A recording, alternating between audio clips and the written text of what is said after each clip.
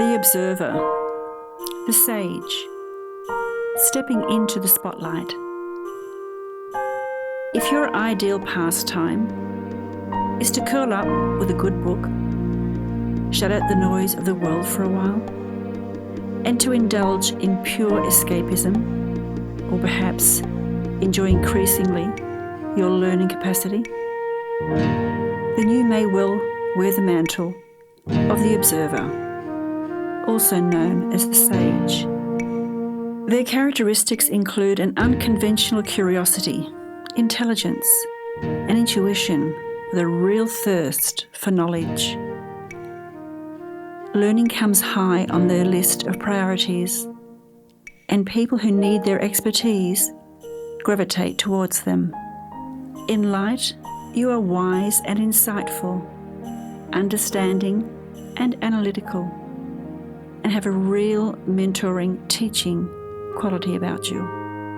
Once upon a time, these were the scribes, the monks, the philosophers of the world, which is why they're often referred to as the sage. These days, they're more the nerdy computer geek or eternal student. A sage can escape into a world of unreality, which is often a lonely place, mainly due to the quiet demeanour.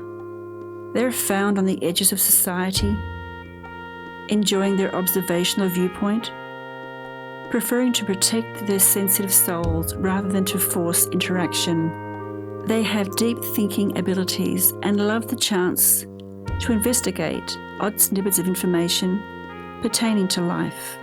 They have the capacity to see all, but often fall foul to their darker characteristics. What does that mean? It means they can have less focus on relationships and often slip out of the moment, finding it difficult to interact with those people who are close to them. This ability to shut down and to emerge in an inner world often makes others feel neglected and shut out. If we use Omar as an example, we can better understand how the observer can sometimes fail to perform well under the scrutiny of a high-pressured environment. Omar was bullied profusely when young. Nothing serious, but the tedious and regular barrage of abuse had him shunned by his peers. An observer by nature, his sensitive disposition made it very difficult for him to join in. Others saw him as being a nerdy kid, which instantly made him a prime target. Omar remained introverted throughout school, but having excelled academically through his learning years, he joined an innovative, fast-moving IT company on the cutting edge of technology and software development. As you would expect, Omar, as a trainee, excelled. He worked quietly, enjoying time on his own, continued to develop his skills by learning new techniques, and he found himself enjoying the interaction with many of his workmates who, like him, were a little introverted. They just seemed to understand each other. Omar was asked to project manage his newly designed software and train the customer service team to use it efficiently and effectively. This is where his lack of confidence was evident. He didn't like standing in the limelight. It became even more evident during the training sessions as he struggled to manage a loud and unfocused group of employees. He found their inability to concentrate and their high volume highlighted his inadequacies.